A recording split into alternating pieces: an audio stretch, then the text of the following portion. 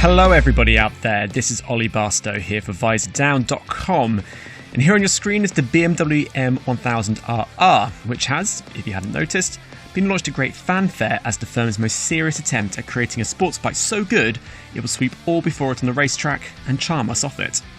Before we delve in for a closer look at what this winged beast is packing, as well as the bikes it has to defeat in more ways than one, don't forget to like and subscribe to our channel for loads of shiny new regularly updated video content. And go on, bang us a comment and we'll do our very best to answer any questions you may have. Done it? Yep. Okay, off we go.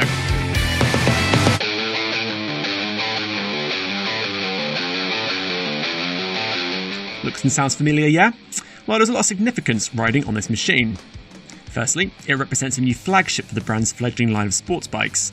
It will become the most powerful model in the firm's range, and, perhaps more importantly, it is the first ever BMW motorcycle to wear the hallowed M nameplate. So here's a quick crash course in the BMW M brand. Launched in the 1970s, it was initially tied into the firm's successful four-wheeled motorsport division because M equals motorsport, obviously. And has over the years filtered across to its road-going models, leading to all manner of critically acclaimed M3s, M5s and the like. Since BMW's racing exploits on two wheels are a relatively new endeavour, beginning just over a decade ago with the first generation S1000RR's World Superbike debut, the prospect of an M variant has only existed in the rumour mill.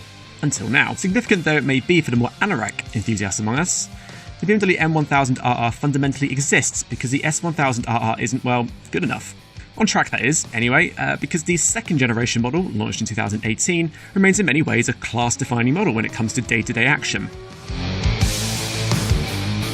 However, after hitting the track in 2019 as part of a revived, fully fledged factory assault on the World Superbike Championship, there haven't been all that many headline-grabbing moments to talk about, even if Tom Sykes' efforts have landed a few podiums and to date 2 pole positions. It doesn't take long to see where the BMW S1000RR is left looking a touch flaccid. Let's just say you don't see it completing all that many overtakes in a race. Quite the opposite, in fact. Can the M1000RR reverse those fortunes? Well, we'll have to wait until it hits the track in 2021, with Sykes and new signee Michael van der Mark fronting its charge, but there's little doubt BMW has thrown a very expensive kitchen sink at this project. So let's look at the stats.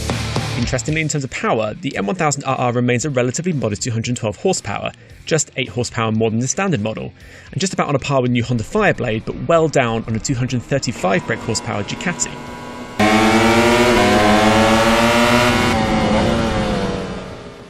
However, as one can expect from BMW, it is brimming with interesting tech that will no doubt be akin to inserting a very clever brain into a motorcycle, while it's up the RPM by 500 and shed some pounds to make the most of its extra ponies, which in turn lifts top speed to a spine-tingling 190 miles per hour. You'll also notice the M1000RR has spread some wings, something that's becoming rather in vogue since the tusk-like appendages appeared on the Ducati Panigale V4R, with Honda incorporating them into its SP version of its Fireblade 2.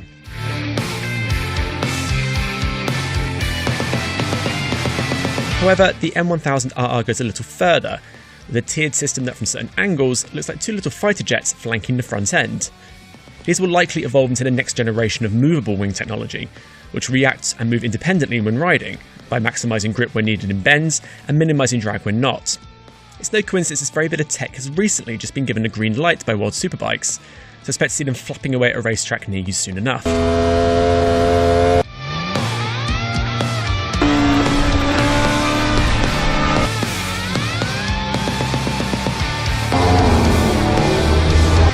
Speaking of the racetrack, it does have some stiff opposition in combat because, though the S1000RR is only in its second season, it is already one of the older machines on the grid. The Ducati Panigale V4R launched around the same time,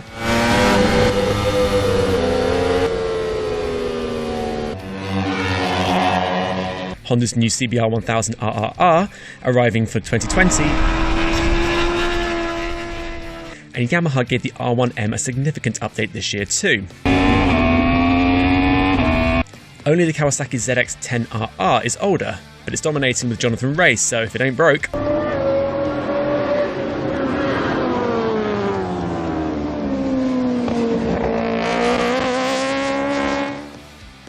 Of course, it is arguably Ducati that BMW is going for in its approach with this bike. Looking for some one-upsmanship in the engineering stakes if it's never going to rival a Panigale for sheer desirability. It's certainly going that way in terms of pricing because at just over £30,000, this racer for the road is for an exclusive few who can justify that much green for a motorcycle and probably have access to a racetrack to unleash its full potential. Then again, the Ducati is £35,000, so who are we to judge? In terms of everyday performance, the standard S1000RR remains an excellent choice, offering an engaging blend of thrills and refinement depending on the occasion. Though the racier tone of the Honda Fireblade and the aging but still very handy Kawasaki ZX10RR remain our go-to if we're likely to detour home on a B road rather than go to Tesco. Of course, we'll need to ride the M1000RR to find out if proof is in the pudding. One can assume BMW isn't going to diss much effort just to come home from Phillip Island or Donington Park or Aston empty-handed.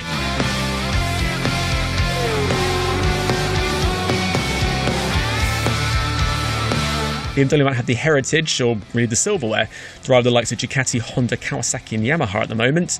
But with the M1000RR, it shows just how seriously they are taking this rebooted superbike effort. As they say though, win on Sunday, buy on Monday.